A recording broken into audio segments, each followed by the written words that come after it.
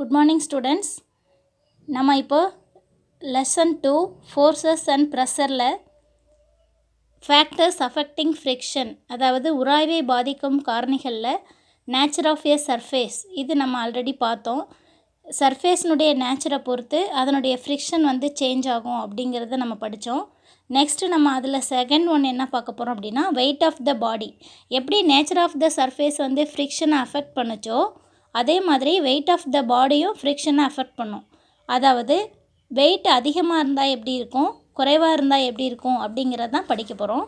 It is easy to pedal your cycle without any load on its carrier.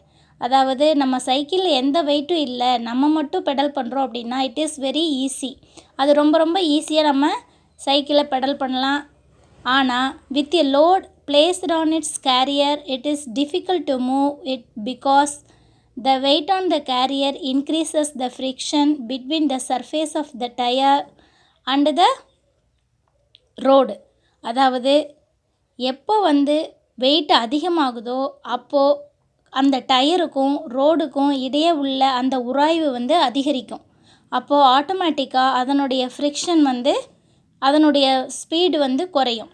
அப்போது நமக்கு pedal பண்ணுறதுக்கும் ரொம்ப ரொம்ப டிஃபிகல்ட்டாக இருக்கும், கஷ்டமாக இருக்கும்.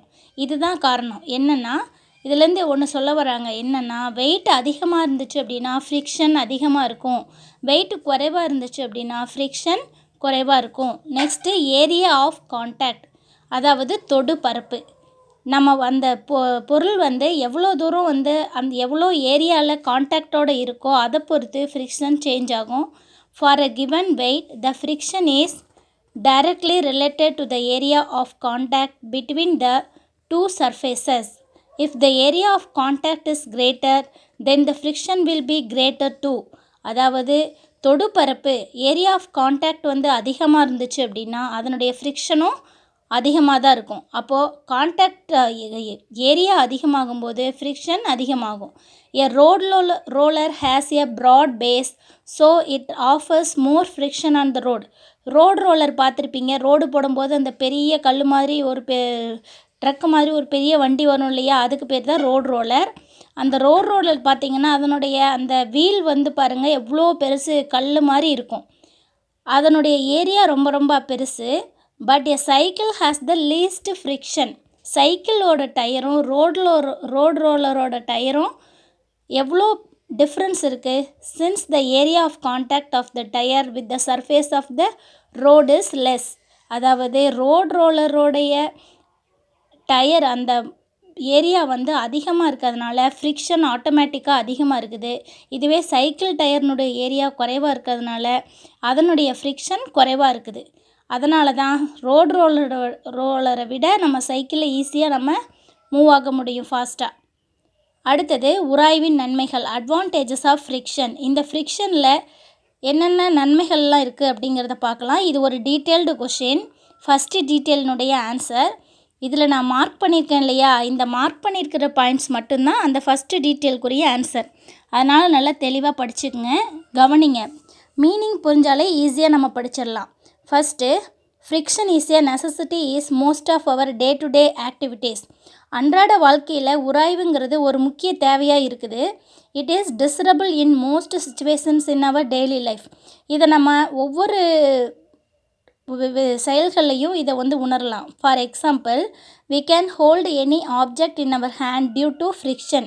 நம்ம கையில் ஏதாவது ஒரு பொருளை வச்சுருக்கணும் அப்படின்னாவே அதுக்கு என்ன தேவைப்படுது, உராய்வு, ஃப்ரிக்ஷன் தேவைப்படுது. நம்ம கையில் எந்த ஒரு பொருளும் ஹேண்டில் பண்ணாமல் ஏதாவது வேலையை செய்ய முடியுமா, முடியவே முடியாது. சாப்பிடணுன்னா கூட என்ன பண்ணணும், நம்ம கையை யூஸ் பண்ணி தான் ஆகணும். அப்போது இந்த ஃப்ரிக்ஷனுங்கிறது எவ்வளோ இம்பார்ட்டண்ட்டாக இருக்குது அப்படிங்கிறத பாருங்கள். We can walk on the road because of the friction. நம்ம ரோட்டில் நடக்கணுன்னா கூட அதுக்கு என்ன காரணம், friction. The footwear and the ground help us to walk without slipping.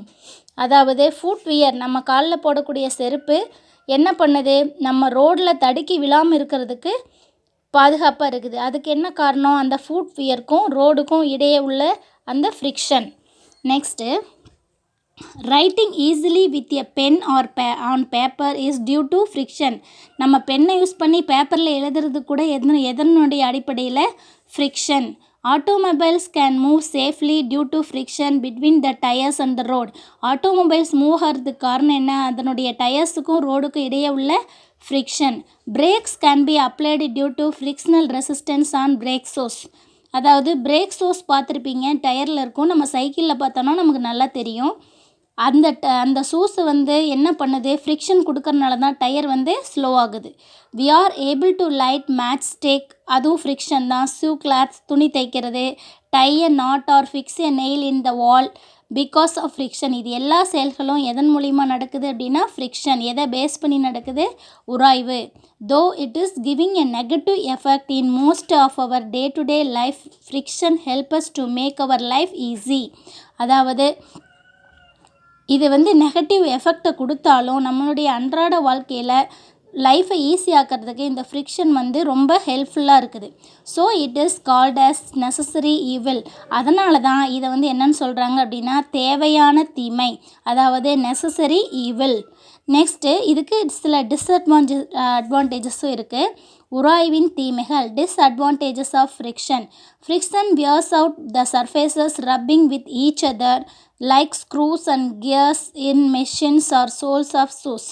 அதாவது என்ன சொல்கிறாங்கன்னா, ரெண்டு சர்ஃபேஸும் வந்து ரஃப்பாக இருந்துச்சு அப்படின்னா இந்த ஃப்ரிக்ஷன் வந்து ரொம்பக்கு கெடுதலாக முடியும். To overcome the friction and excess amount of effort has to be given to operate a machine.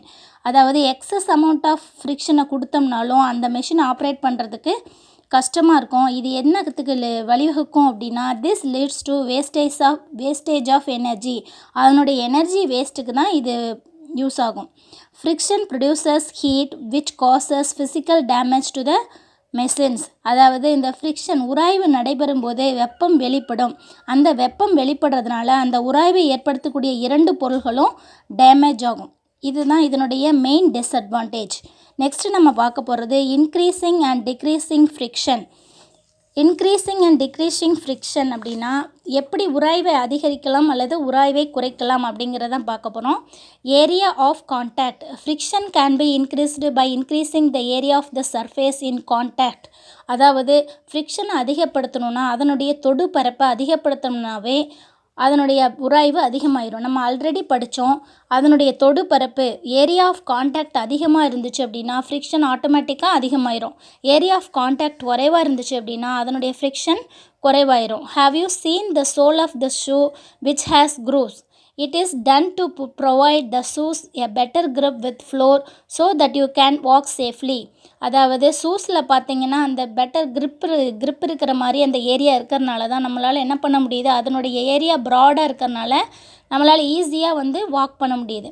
Threaded tyres R used to increase the friction. அந்த டயர்ஸ்லாம் பார்த்தீங்கன்னா அப்படியே குச்சி குச்சியாக நீட்டிகிட்டு இருக்கிற மாதிரி அதாவது நிறைய டிசைன்ஸ் எல்லாம் போட்டிருப்பாங்க மேடு பள்ளத்தில். அது எதுக்காக அப்படின்னா அதனுடைய ஃப்ரிக்ஷனை இன்க்ரீஸ் பண்ணுறதுக்காக.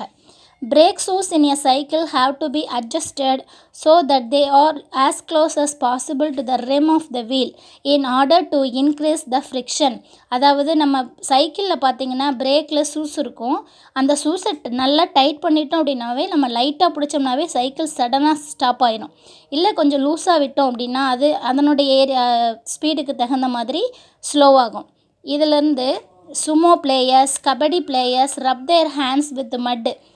அதாவது கபடி பிளேயர்ஸ் எல்லாம் விளையாடுறதுக்கு முன்னாடி போய் மட்டில் போய் கையை தேய்ச்சிக்குவாங்க. எதுக்காகனா டு கெட் எ பெட்டர் கிரிப்பாக இருக்கணுங்கிறதுக்காக. Football shoes are having soles with many projections for providing a stronger grip with the ground.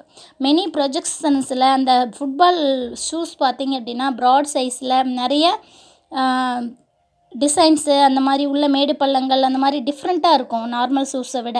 எதுக்காக அப்படின்னா கிரிப்பை வந்து இன்க்ரீஸ் பண்ணுறதுக்காக அதனுடைய ஏரியாவை வந்து அதிகப்படுத்தியிருக்காங்க. Next using lubricants. உயவு பொருளை பயன்படுத்துதல். உயவு பொருள்னால் அந்த ஃப்ரிக்ஷனை வந்து குறைக்கக்கூடியது. For example a substance which reduces the frictional force is called a lubricant. அதாவது எந்த சப்ஸ்டன்ஸ் வந்து உராய்வை குறைக்குதோ அதுக்கு பேர் தான் என்ன சொல்லுவாங்க, லுப்ரிகண்ட், உயவு பொருள். Example grease, coconut oil, graphite, castor oil. இப்போது what is the example of lubricants அப்படின்னு கேட்டாங்கன்னா என்ன சொல்லலாம், கிரீஸ் எடுத்துக்கலாம். வண்டியிலலாம் பார்த்துருப்பீங்க இல்லையா, கருப்பாக மெக்கானிக்கெல்லாம் பார்த்தீங்கன்னா மேலே கருப்பாக இருக்கும் இல்லையா, அதெல்லாம் என்ன, அதுக்கு என்ன காரணம், இந்த கிரீஸ் lubricant கோகோனட் ஆயில் சைக்கிளுக்கெலாம் நம்ம விடுறோம் இல்லையா. நெக்ஸ்ட்டு கிராஃபைட் கேஸ்டர் ஆயில்னால் விளக்கெண்ணெய். இது எல்லாமே நம்ம எதுவாக யூஸ் பண்ணலாம், lubricant-ஆக யூஸ் பண்ணலாம். Next, the lubricants fill up the gaps in the irregular surfaces between the bodies in contact. This provides a smooth layer, thus preventing a direct contact between the rough surface. இது என்ன பண்ணுது அப்படின்னா direct காண்டாக்டை வந்து குறைக்குது. அதனால தான் அது ஆட்டோமேட்டிக்காக ஃப்ரிக்ஷனை குறைக்குது. யூஸிங் பால் பியரிங், நம்ம பால் பியரிங் இருக்கும் சைக்கிளில் வண்டியில் எல்லாத்துலேயுமே இருக்கும். எதுக்கு வச்சுருக்காங்க அப்படின்னா சின்ன சின்ன இரும்பு குண்டு இருக்கும் இல்லையா, அதுக்கு பேர் தான் பால் பியரிங். பாருங்கள், since the rolling friction is smaller than sliding friction, rolling friction வந்து smaller than sliding friction. Sliding is replaced by rolling with the usage of ball bearing. அதாவது என்ன பண்ணுதுன்னா ஸ்லைடிங் வந்து ரீப்ளேஸ் பண்ணிவிட்டு ரோலிங் வந்து பால் பியரிங்ஸில் யூஸ் ஆகுது. You can see lead shots in the bearing of a cycle hub. இது நம்ம எல்லாருமே பார்த்துருப்பீங்கன்னு நினைக்கிறேன். இதோட நமக்கு இந்த லெசன் முடியுது. இன்றைக்கி நீங்கள் படிக்க வேண்டிய கொஷின் எதுன்னு பார்த்தீங்கன்னா அப்படின்னா advantages of friction. This is the first detail. Next class we are going to see book back of this lesson. Thank you.